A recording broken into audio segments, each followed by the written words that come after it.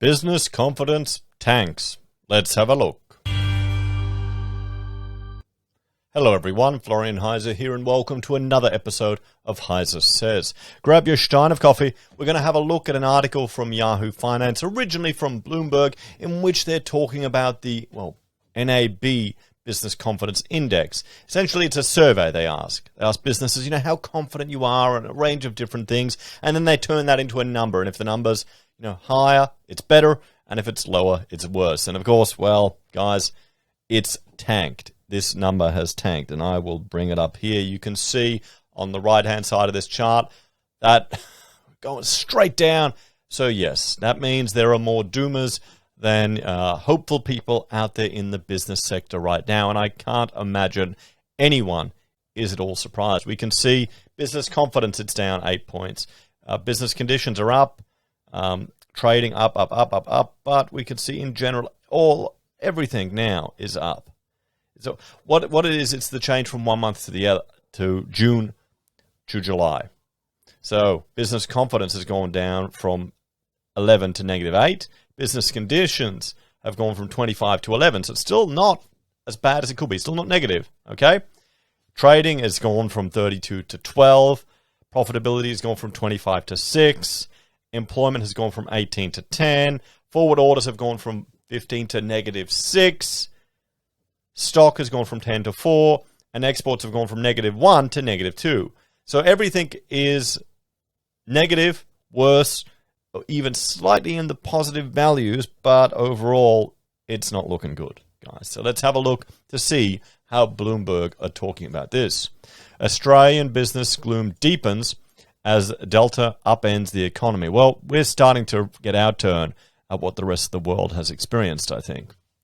So, Australian business sentiment tumbled in July as Sydney's outbreak of the Delta strain of coronavirus forced even tighter stay-at-home orders, and leaks of the virus prompted snap lockdowns in other major cities. Business confidence slumped to -8 points from 11 in June. National Australia Bank said in a statement on Tuesday, the conditions index measuring hiring, sales and profits dropped to 11 points from a revised 25. The survey ran from July 20th to 30th. The results showed optimism collapsing on the back of ongoing restrictions, said Alan Oster, chief economist at NAB. The fear is that lower capacity utilization and a fading pipeline on work may see businesses pull back on hiring and investment intentions. So, that's kind of concerning, everyone, because you're planning that the work that's coming in, it's not the work that you're doing now, it's the work that you're planning in the next quarter or the quarter after. That pipeline of work that's coming in, that's what influences your decisions to invest in equipment, in new buildings, and in CapEx, and to take on new team members. And if that's not looking good, there you go. The highly contagious Delta variant has caused shutdowns across Australia's east coast, the nation's most populated area, with Sydney now in its 7th week of lockdown. The central bank estimated household spending tends to drop about 15% during lockdown and expects the economy will likely contract this quarter. Indeed, a weekly gauge of consumer confidence released by Australia and New Zealand Banking Group earlier Tuesday fell below the neutral level of 100 for the first time since November last year. All three components of NAB's business conditions fell. Trading dropped 20 points, profitability 19, and employment declined 8 points. We know that once restrictions are removed, that the economy has tended to rebound relatively quickly, Oster said. The hope is that the economy again rebounds strongly, and we see little pullback in the very positive investment and hiring intentions we've seen by businesses in recent months. Reserve Bank Chief Philip Lowe signaled last week that he's adopting a similar outlook, pushing ahead with a planned tapering of bond purchases in the expectation there will be a rapid recovery.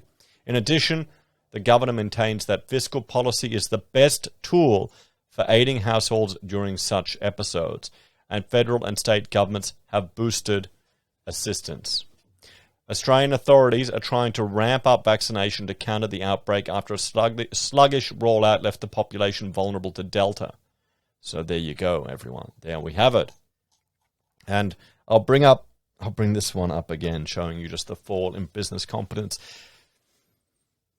I can't say at all surprised. Look at how drastic that fall is. Now, you can see the crash that we had last year.